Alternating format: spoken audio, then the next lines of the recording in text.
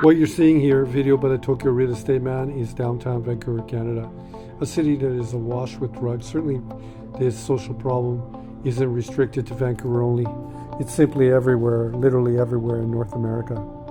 Part of the reasons I make videos and promote the channel or Japanese real estate on my channel, whether it be a TikTok or YouTube, is because I believe in some ways that North American society right now, or North American culture, is broken.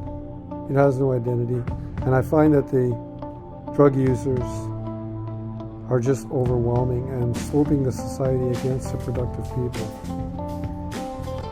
I've been lucky enough to be here and my kids to go to school and work here for the last year and a half. However, I find that after a year and a half here in Canada, after 30 years in Tokyo, I see that everything, like I just mentioned, is sloped against the productive classes.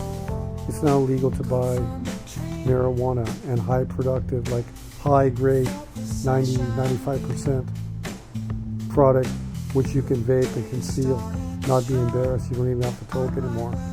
And that's ultimately the drug that graduates people in their search for their dopamine high, from marijuana to cocaine to heroin to fentanyl. And that's the story on the streets now. It was in the 80s and the 90s that these people lived in the rooming houses, and the over-financialization of the real estate in North America has brought people here on the streets. They have nowhere to go. It's not as if I don't have any empathy for it, but part of it is designed against the productive people because of this sort of search for dopamine. It's everywhere, and that doesn't exist in Japan for two reasons. One is regulation, and the other is self-discipline. You should know, or people don't know, or they should know, that when you engage in behavior like that, it's a very high possibility that you graduate yourself to more dangerous levels of drugs, and that will destroy your life. I don't think that's here right now. Not in the same extent it's in Japanese society. Certainly in Japanese society, if you want to kill yourself, you have to do it a little harder. You can drink yourself to death. There's no question about it. But as it sits right now, the way I look in North America, I think the culture is broken, and I don't think the future looks good at all. I don't wish to say that.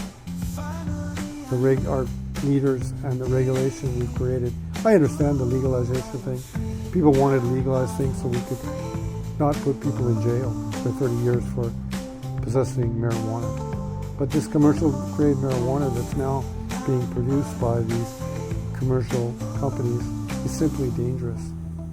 And we're basically leading our young people down the road to this search for more and more dopamine. Is that going to bring us anywhere? It's a bit of a commentary. I don't usually talk about it on this channel. I keep it quiet. Sometimes I use the word culture. It's not really culture. It's a broken society. It's really sad. I'm really not even sure there is a culture anymore because of the mass immigration. I find it a really confusing place. Odd enough that a white person like me, after 30 years, feels much more comfortable in Japanese society than I do here in Canada. You can push back on me with any comments about this video. I find it really sad. And I'm not usually, or my heart isn't that of a defeatist person. However, I don't see any ray of hope here. Anyway, thank you for always taking the time to come and watch videos on this channel. For the most part, I'll continue to review properties and engage and educate people about Japanese real estate. Arigatou gozaimasu.